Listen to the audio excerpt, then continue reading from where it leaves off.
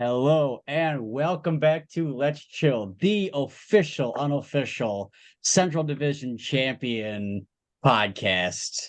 I'm one of your hosts, Jeph. I'm the other one, Jay. And I'm a third, Caine.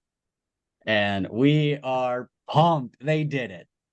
They did it. The Wind Chill have won a spot at championship weekend for the first time in history. I hope that wasn't one of your stall sevens, because they have won first time in their club history. They're going to be competing at championship weekend, and it feels pretty good. Feels real good. I wouldn't even say they won it. I'd say they earned it. Absolutely. 100%. And it feels really good because, they're champ weekends at home, at home So for cool. Minnesota, that is. So Heck yeah. Yeah, I was checking the forecast for August 25th, 26th, and apparently it's going to be sunny, but a really strong wind chill. Yeah. Very nice. Very nice. Stall sevens, boys. yeah. Go ahead, Jay. All right. Last night, Minnesota had a 63% O-line conversion. They have only gotten O-line conversions of 60% or higher in 4 of their games. Can you name the other 3 opponents? Is that this year or This ever? year. This year. Okay. The other 3 games. The other 3 games. I'm going to say one against Indy, at Indy, just because it's indoors. I'm going to say the one against Madison at home, and then give me Pittsburgh at home as well. Okay. I got the right answers. Indy indoors, the last Detroit game, and the last actually I don't know if this is right. The last Chicago game at home. Okay, so Jeph got one of you guys. Indy indoors is correct. Oh boy. Pittsburgh at home is also correct, and Detroit in Detroit is correct. So it's the first 3 games of the season they finished 60 or above, and then they didn't for the rest of the season until yesterday. Actually, I think they only had 2 other games above 50% as well. They had a really abysmal O-line conversion until yesterday. Yeah, that's crazy. I mean, that's been the storyline of the season. Like, we've been talking about it. We don't have to get too much into the weeds yet, but that honestly doesn't surprise me. Their O-line honestly has been kind of weak, and they clearly picked it up last night. So we can get into that after the stall sevens. O-line is definitely a discussion after these. I got one. So I was at the game last night, and there's a lot of big plays. Both sides of the disc, both teams. It was awesome. And there's one play in particular that stood out to me. Our one and only Paul Krennic got roofed by a player on the Alley Cats. Both of you, who was it on the Alley Cats that skied that man? Was it Cam Brock? It has to be Cam Brock, right? It was Cam Brock, and it was the greatest thing ever because I was talking to Brock after the game, and I was like, "Hey, thanks for doing that to PK," and he was like, "Yeah, apparently he and PK were chipping a little bit, like friendly banter back and forth, which is, I mean, it's cool to see like upcoming PK, like young player nationals, and then this veteran Cam Brock who has like hundreds more goals than the guy in second place. Just having there's nice back and forth, which is cool. Really, I'd love to be a fly on the wall for that chatter back and forth between those two. All right, my stall 7 is championship weekend related. So Minnesota is in championship weekend, and they're hosting championship weekend. What year, and bonus points, what team? What year was the last time the host team was also represented in the Final Four? 2018 Madison. Jay? I think it was 2019 Madison. Caine's correct. I had the same thought, Jay. I had to look it up before this podcast. 2019 was hosted in San Jose. Okay. But that's what I thought too. Wait, no, did Madison make it in 2019? No, the Alley Cats went. The Alley Cats did, didn't they? I even wrote that in my article. I'm stupid for not getting that. No, you're good. But so yeah, big weekend. Crazy. They have, like Caine said, earned their spot at championship weekend. This has not been by any means an easy season for them. They've had plenty of struggles, ups and downs, highs and lows, as any season has been. I think we've kind of alluded to it. Let's just get right into it. Their O-line has been a big storyline of it's really been inconsistent. their turnover rate. Josh Caine mentioned it last night in the post-game interview. Let's talk about their O-line for a second. Let's just jump right in. What happened last night that made them so successful, I guess? Yeah, I think going into this game, I was talking to Snyder a little bit off cam, and he was saying everyone like needed this, and they were like, we have that O-line set up, and they were like, this is what we've been doing the reps for. And so I think it really was just an accumulation of learning from every single game this season, kind of what you put in your article. I mean, you mentioned a couple times how there's a lot of things we can take to like from those games and bring to the O-line, things that we learn. And it really feels like they did that. It really feels like these high caliber players were now executing on plays that I'm not saying they didn't before, but they were doing it at a much higher level and more consistently now. Yeah, I agree. What stuck out to me in the player chitter that Caine had compiled, I don't know the percentage, just about every single player who Caine asked, like, what is the team focusing on for this game leading up to the Indy game? Just about everyone said chemistry. Like, they also said defensive sets, which I thought was really interesting. That was very consistent among the people, like the responses, but just pure chemistry. And I don't know what that meant, if that meant literal, just like team bonding. I think it probably meant on-field chemistry as well, obviously. But yeah, keeping the consistency has been a weak point thus far. And finally, like they were able to have basically like their strongest O-line they could put together this season. And chemistry is big in Ultimate. We talked about that with Indy and how they didn't have any team turnover, so their chemistry should be really good and stuff. But obviously, the Winchell were able to eke out that win last night too. I mean, honestly, I think part of their O-line, and it kind of goes to what Evan Lepler said in his grading all the champion teams. Sorry, it's Daniel Cohen who wrote the article about grading all the championship teams. But we didn't really ever get to see them. And you're talking about this chemistry. I mean, it takes a certain level of chemistry for Will Brandt to throw like 4 hammers cross fields to Jordan Taylor. Like that was crazy. Will Brandt played out of his mind, and he trusted every single one of his throws, and his receivers trusted every single one of his throws. And yeah, some of them were a little bit misput, and there were a couple of turns, and there were a few mistakes here and there. But I mean, never once did it let those strings of turns keep happening, and they fought to get their points back. They fought to get breaks. So yeah, I do think it was a large part of chemistry in that O-line, but then also just like the trust that chemistry gave them as well. I remember watching the first Indy game, and I took a screenshot, and like I had drafted up this tweet, and I think I showed like maybe both of you or just Caine or something. Like it was like the most random, scrappiest O-line I had seen. It was like Marco Dragni, Jordan Taylor. I think Colin Berry was on the O-line that in that particular screenshot. So right, like it didn't have A-Roy, it didn't have Nick Vogt or Paul Jurek like we expected. Like we all knew these people had left. But the tweet was basically like the way I did a double take at this O-line, because this is like, who are half these people on this O-line? But again, like looking at in the context of chemistry and just how they've evolved over the season, it's really cool to see how each one of those players have slotted in again into their role. Jay, you mentioned Jordan Taylor, and I think he was on that O-line in that screenshot. Like he's made a name for himself. He's been a vet on the team. He's not a new player. He's not even a sophomore player. But like again, when they were down that double weekend of like Detroit and then Chicago, and they didn't have like any O-line, Jordan Taylor stepped up, Tristan Martell stepped up. Like they have withheld through everything this season. And again, it like basically accumulated in a big game last night, one of their best games of the season. I think the wins basically up until this game, like you said, have been like gutted out. Like they've been hard fought for. And I'm not saying this win last night was easy, but we didn't necessarily have to make it as dirty. Like we didn't have to have as much grit in this one. It felt like the team was executing, like I said earlier, at a much higher level. And part of that is just the fact that, again, everyone was there. And so we had the full rosters. And so the rotations that the coaching staff puts together can actually be put into play.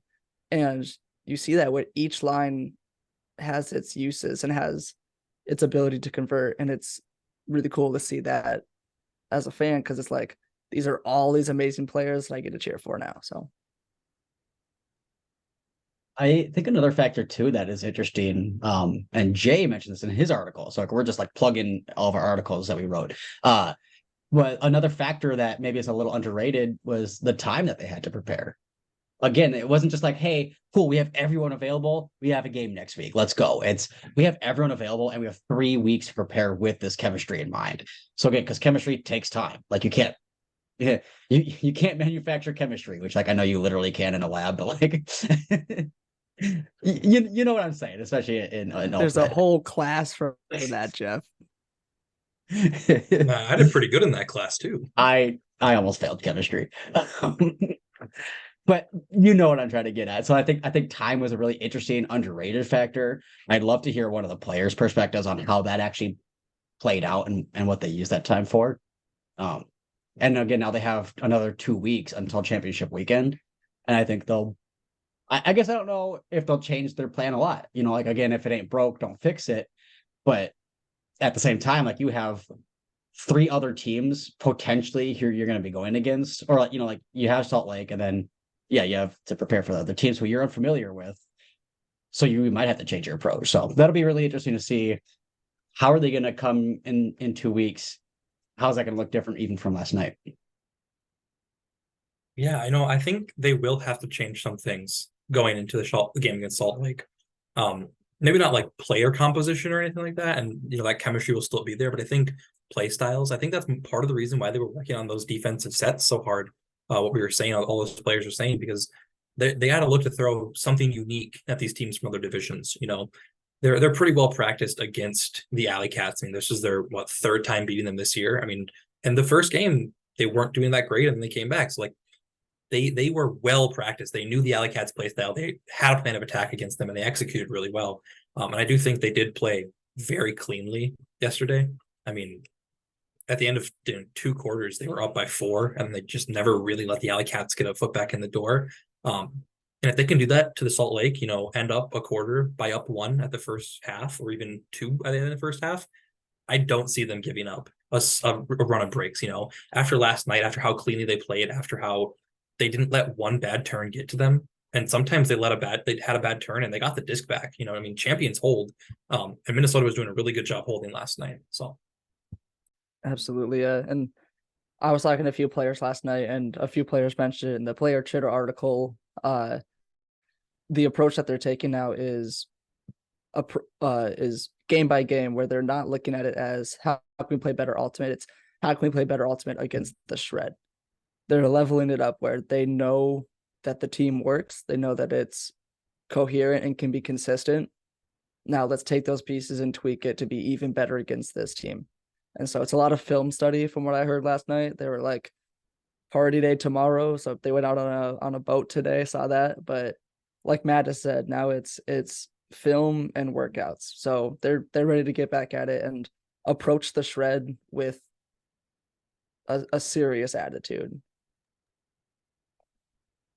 Yeah, that's really interesting. Like it's really frustrating not to be able to like have a solid, like I know how valuable film is, and I know that's a truly valuable thing, but yeah, like I wonder how similar, because I don't watch a lot outside the Central Division. I wanted to this season, didn't happen, so just putting that out there. I wonder how similar the shred style of play is to Colorado, because again, I've been mentioning this, like that Colorado game now will prove to be extremely valuable, especially honestly, almost especially since they lost, because again, they're like, okay, this clearly didn't work, and it wasn't even close. It wasn't like, okay, let's just do it cleaner next time. It's like, we can't do that this time around. You know, we got to change it up, and here's some clear aspects to change that. So I wonder how similar Salt Lake Shred played to Colorado Summit. And then again, like the sucky thing is at championship weekend is, unfortunately, you have to also prepare for that matchup on Saturday as well. Like, you know, yeah, you want to really focus on that shred game on Friday night, because if you don't win that one, you're not going to play Saturday. But like, if you do win that one, you have to already have something in your back pocket ready to go, because you have less than 24 hours till you're playing the next team. So that'll be an interesting balance. And more than that, even until day of, you don't know who's going to win that game. So like we'd like to say it's an obvious New York win, but maybe you just don't pull know. off another upset, right? Like, and that's a whole nother division. That's a whole nother style of play. And so, yeah, if I had to guess what the team is at right now, it is learning how to adapt to what the coaches are throwing at them right now. I don't know if they're going team by team, but I think the players are just getting ready to handle whatever's getting tossed at them. I think that's all they can do. Yeah. Well, I think it's beneficial then to even go quarter by quarter. Because again, like you can look at this Salt Lake Shred game and say, okay, here's our play style. But no, it's like this quarter, we're going to win by this. And then we're going to get 1 point ahead. This quarter, we're going to win by 1 point, like that. Like even just like condensing it more, I guess would almost help. Yeah. Subdividing can just really improve your style of play and just get out of your own head. Also, we are a Winchell exclusive podcast, but like there were some crazy games this weekend. Like that Hustle Soul game and that Empire game. Like Empire Breeze, they had like the cleanest game in AU history. They had what, 4 turnovers? Breeze, like total. That's the same. Breeze like did not really put up a fight. Like, I'm sorry. That rivalry is always super close, especially that game, that like semi or like quarterfinal. But that was not that great of a game. And they didn't have Jeph Babbitt. Like crazy weekend. Look, sorry to get us off track, but no, I'm glad we talked about the Soul game. You guys know I think we all except Leo had the hustle going all the way to championship weekend. So Leo had flyers somehow, didn't he? Because he said they were gonna like he like switched or whatever. Yeah, whatever. But Leo's our nephew for those who are not our family, but we're doing our own bracket. For the 3 people that aren't my 2 siblings that listen to this podcast. And Leo. And Leo, yeah. But, hey Leo, if you're listening, we'd love to get you on the pod sometime. I do want to say, preparing for the Salt Lake Shred game, I do think that there is a lot of valuable film study to watch and to do. I was going to make a joke earlier about how, Mattis said, after tonight, it's back to workouts and film study. I'm like, that's what Mattis does anyway. That's what he does for fun, right? But in all honesty, Salt Lake played New York this year. They played Colorado this year, and they had a tight game. I mean, winning by 3 against the Aviators, when the Aviators were almost not even in the playoffs, and they beat the Aviators earlier in the year. Like, they had a tight game against the Aviators. There is a lot to learn from watching film with the Shred. And I think that Minnesota is going to have a lot of valuable film to be watching. So, yeah, that's a fair point.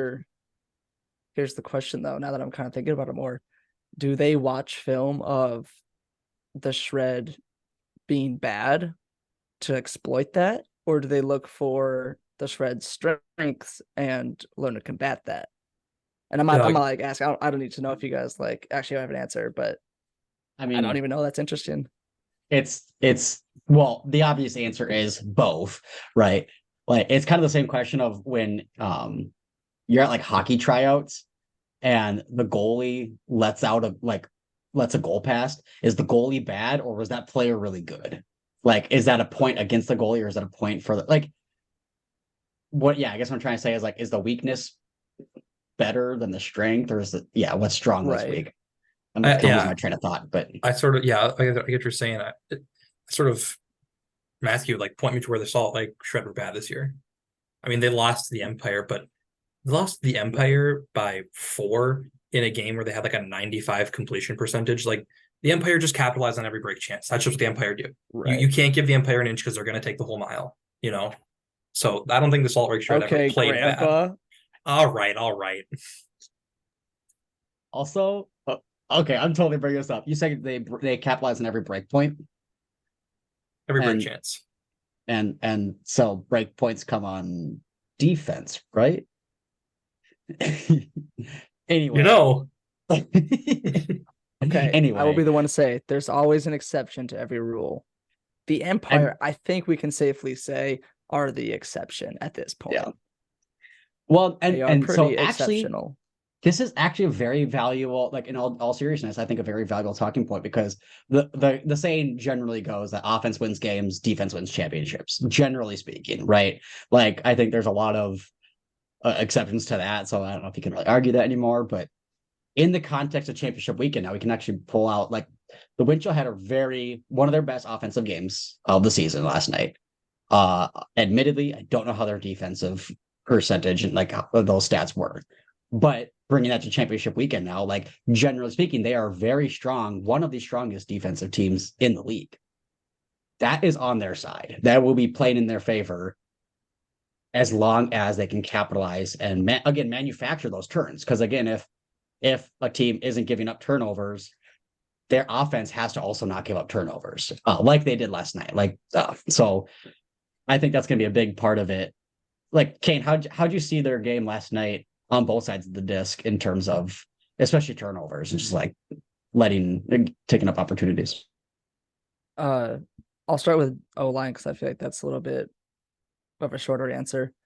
I really think the O-line was a lot more consistent with its throws. I didn't think it took as many risks.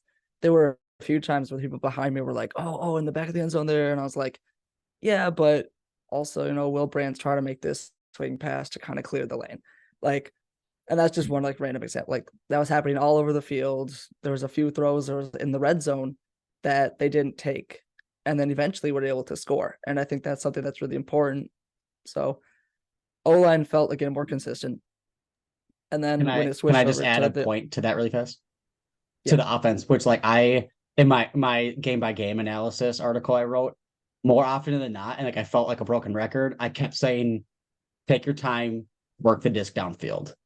And again, like we saw that with the strike this season, like their handler set, again, we said that time and time again, how patient they were. They didn't necessarily take the deep shot, even though they could, because they knew that they could get it a couple throws later. So yeah, sorry, continue. No, absolutely. And they felt like they really got the small ball down a little bit more. And then when they did have a block or a turnover, it really felt like they were able to keep it tight on the quick turnover to defense. And I'm not saying that's something we were bad at, but there were a few times where the O-line got it back and was able to score. And so that's also like a good thing. Like you said, champions hold, right? Like, if the O-line gets broken, they can get it back. So that's good. And then as far as the D-line, I mean, it's the same thing they've been doing all season, taking opportunities, getting blocks. And then, I mean, the first point of the game, Indy was on D, and they got a break point to start the game. And so that means Minnesota was able to get enough breaks to overcome that. So clearly that's still working. Every name that we've mentioned for defense this year, just plug that in here because they were all on fire last night. So nice. Question. How were the conditions? As you could tell on the field, like, was it windier than normal? Was it as windy as normal? Or would you say it was less windy than normal?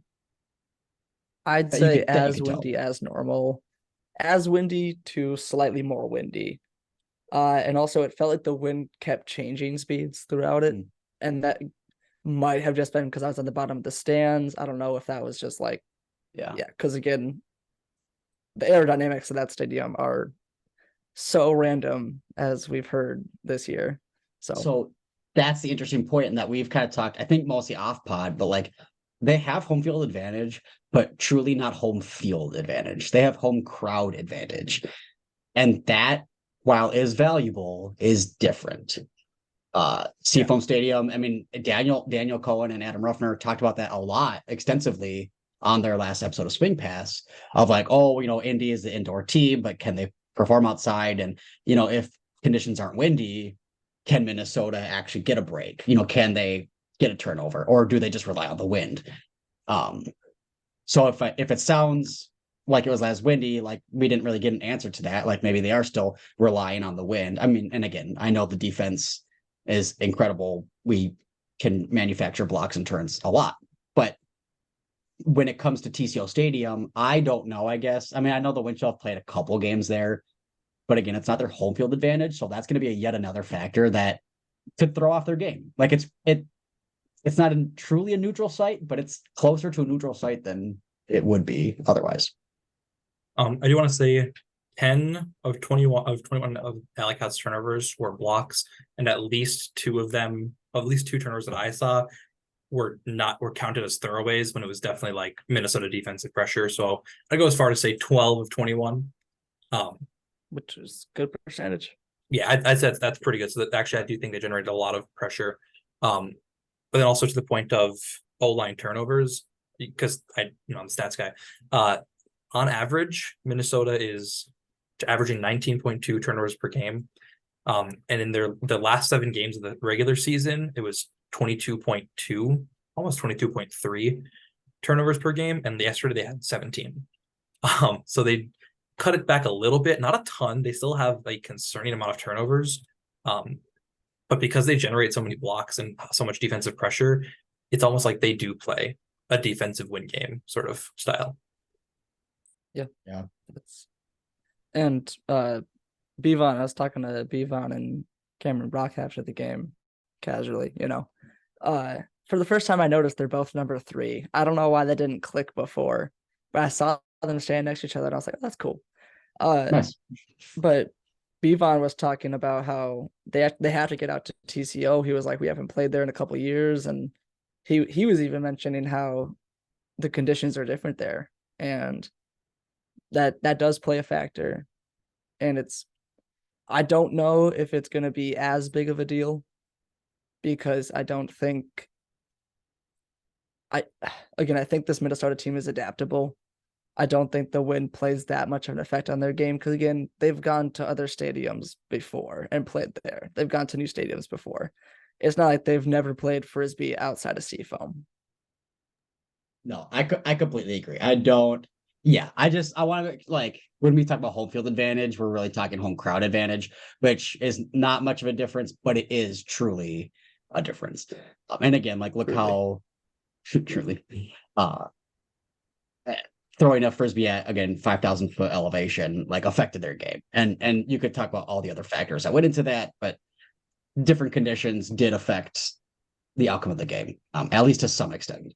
So an interesting thing to watch. I'm really looking forward to, checking their story, seeing how often they're going to be at TCO. Maybe they won't put as much as they're actually out there, but I bet they get at least once a week for the next 2 weeks, at least, on that field.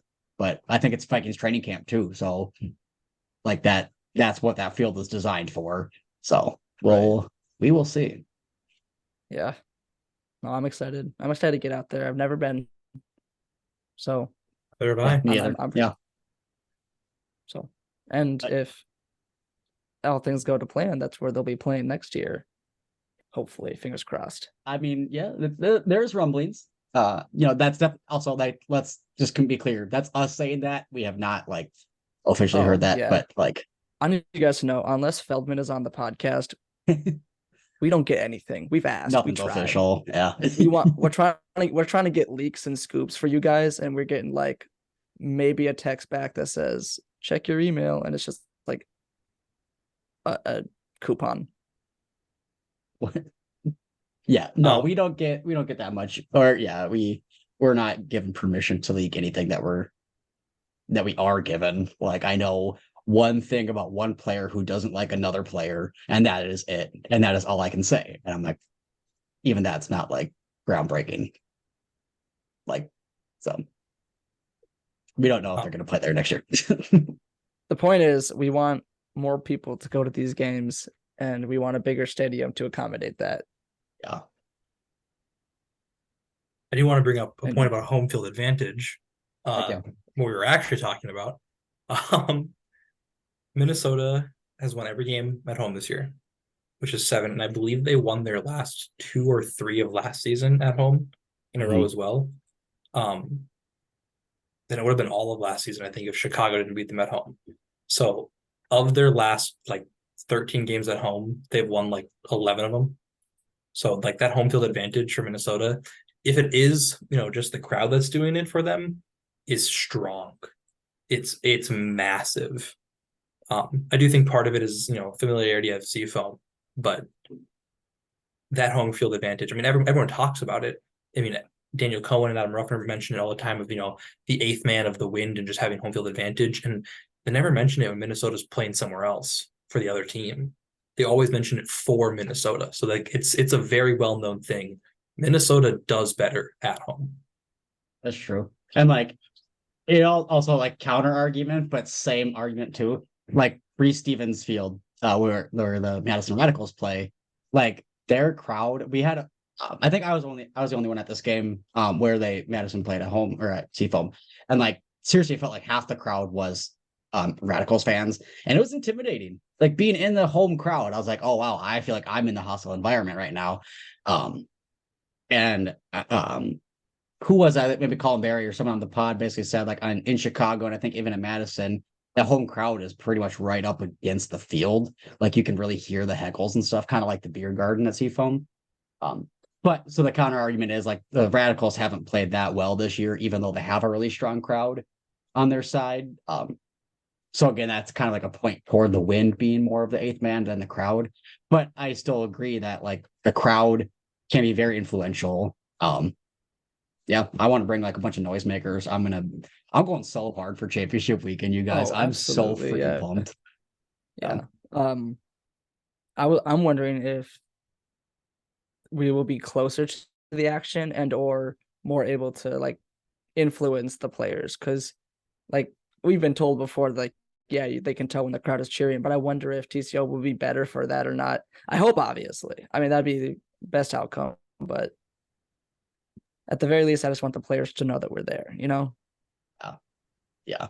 Like both sides. I want the wind chill guys to see us, and they'll be like, it's like a superhero movie where they're just on their last strength, and then they see like their girlfriend in the window, and they're like, yeah, and they go nuts. We're the girlfriend in the window. But then I also want the other team. Like I tried to heckle Chicago Union their last game, and I got a couple good ones off, but it was more out when I was on the stand, so I don't think they heard me. But yeah, I'm trying to heckle Jordan Kerr. He is like a verified wind chill fan. So Jordan, I'm not gonna heckle you too much, but like you're gonna get something from us. So yeah, that's gonna be a lot of fun. It's with a lot of respect, but exactly. Also please lose. Yeah. Like if you just like happen to be out of town that day, just not in Egan, that'd be great. How about this? If you guys throw the game, we'll buy you drinks at Surly, and we can watch the championship game with you. Although let's be real, Jordan Kerr. I mean, I know this is a Minnesota-centric podcast, but he's putting up some numbers. Like I know everyone talks about Jeph Babbitt for the MVP frontrunner, but I mean Jordan Kerr, I mean, is really the most valuable player on his team. No offense to the rest of the Salt Lake guys, they're also really awesome, doing really good. Like no, it's true though. Yeah, he is like probably the best player.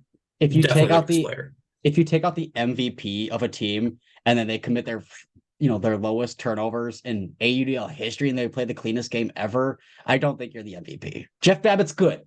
Jeph Babbitt is incredibly good. I don't know if he's the MVP. We could talk about this on a separate pod, or we can continue to talk about it. But yeah, I think Jordan Kerr is a scary guy to play. So that'd be really fun to see him in person. It's gonna be incredible to see like the New York Empire in person, the Soul. Like I don't know, like I'm almost gonna be starstruck. I feel like we see all these people, and now we get to see these teams in person compete, and some of them against the wind chill. So that'll be really fun.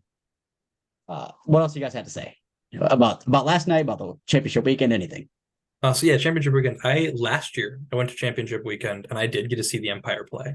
And I will say they are awesome. Like it's no surprise to me that they are the team that has the lowest turnovers. I mean, 4 is crazy. But I don't think that's a record that will ever be beat. You have to have pretty much a perfect game to beat that record. But I go back to this like MVP point. Jeph Babbitt's not playing. Ben Yacht steps up. I mean, Ben Yacht had a plus-minus of 10 yesterday. Like, holy buckets. He had 8 goals. Like, if Babbitt's not there, it's Yacht. And if Yacht's not there, it's Babbitt. And when they're both there, it's mostly Babbitt and sometimes Yacht. So, like, I do think that Jordan Kerr should get the MVP nod. Can we clip Jay saying holy buckets? Holy buckets. I thought that too. That stuck out to me too. Okay, good. Yeah, ignore everything else you said content wise. No, I agree to your point, Jay, that yeah, the Empire team has obviously a lot of star power, and so does Salt Lake, so does Austin, like so So do the Wind Minnesota's in Chill. some high competition. And yeah, that's the thing is that especially after last night and just kind of seeing Cam Brock and Bevon talk to each other, not to like continue going back to that well, but just like this legend of Brock who has again hundreds more goals than the guy in second place, and like we have guys on that level, and it makes me feel better about these matchups and makes me feel better about the team going to championship weekend. And I think my last thing about last night was that it is fun to see this team be good, and I'm so excited to watch championship weekend.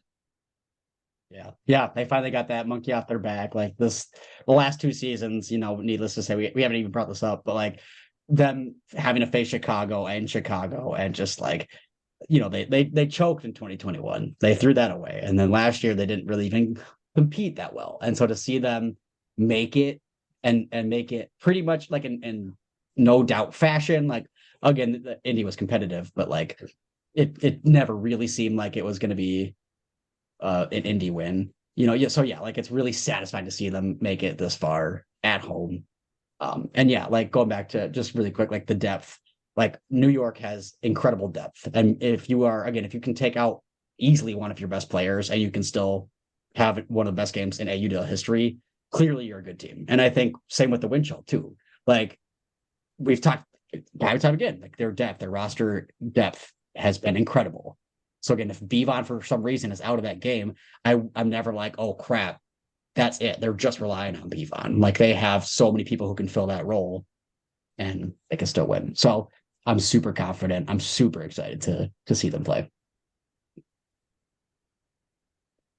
Yeah. That's the Well, pod. That's it.